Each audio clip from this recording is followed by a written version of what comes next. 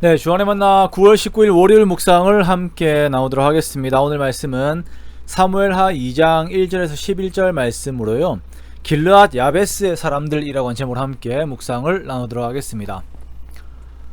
오늘 말씀은 사울의 시신을 수습하여 장사한 야베스 사람들에 대한 다윗의 그 칭찬을 언급을 하고 있습니다. 그리스도인들에게 크게 요구되는 덕목 중 하나는 이제 의리입니다. 이 의리라고 하는 덕목은 하나님 안에서 나눈 사랑에 대한 마음을 지키고 또한 그에 대한 보답을 하는 행위를 말하는 것이죠.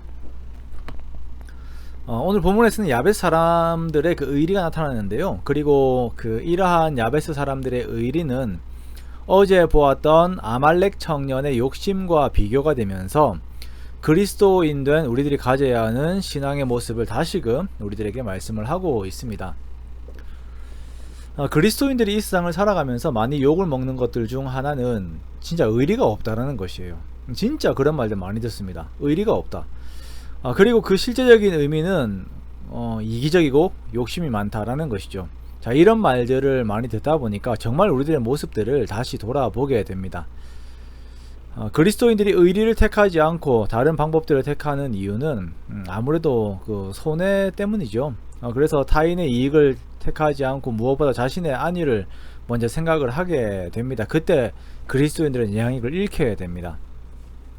사울의 죽음으로 인하여서 이스라엘의 전국이 아주 혼란스러워졌습니다. 아말렉 청년처럼 그 안에서 사소한 자신의 이익을 챙기려고 하는 자들도 있고요. 그리고 오늘 본문의 후반부를 보면 이스보셋, 사울의 아들 이스보셋을 중심으로 하여서 사울의 군대 장관이었던 아브넬이 여전히 그 사울의 세력을 지켜내려고 하고 있는 모습들을 보이고 있습니다. 그리고 다윗은 이제 블레셋의 시글락에서 유다로 돌아와 헤브론의 자리를 잡고 이제 왕이 될 준비가 하고 있는 것이죠. 이러한 혼란들이 주변에 들어오게 되면 사람들은 어떤 의로움, 의리와 같은 것들보다는 이익을 먼저 생각하게 됩니다. 자, 그런데 길르앗 야베스 사람들은요, 이 상황들 속에서 사울에게 행한 의로움이 있어요. 자, 그것은 사울과 요나단의 시체를 수습하여서 그들의 시체를 장사한 것입니다. 이것은 여러모로 당시 위험한 행위입니다. 블레셋의 위협을 받을 수도 있는 상황이고, 또한 다윗의 대적이 될 수도 있는 그런 상황인 것이죠.